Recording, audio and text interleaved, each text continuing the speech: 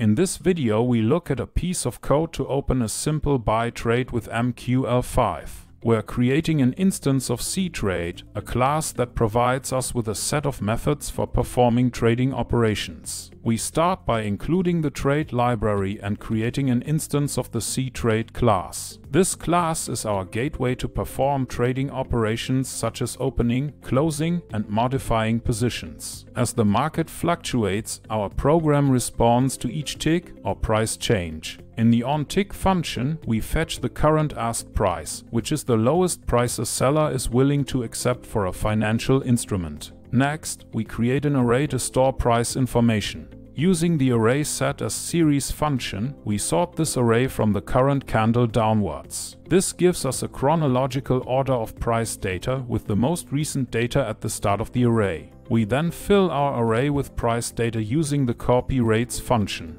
This function copies the price data for the specified symbol and period into our array. In this case, we're copying data for the current symbol and period, starting from the current candle and going back 3 candles. The decision to buy is made based on whether the closing price of the previous candle was higher than its opening price, indicating a bullish trend. But we only proceed with the buy order if there are no open positions. This is a simple strategy to prevent overexposure in the market. When the conditions are met, we execute a buy order using the trade buy method. We specify the volume of the trade, the symbol, the ask price, the stop loss, and the take profit. The stop loss is set 300 points below the ask price, and the take profit is set 150 points above it. This strategy aims to limit potential losses and secure profits when the price reaches a certain level. Remember, this is a simple trading bot that operates based on basic market principles. It's always a good idea to test your bot in a safe environment before letting it trade with real money. Happy coding!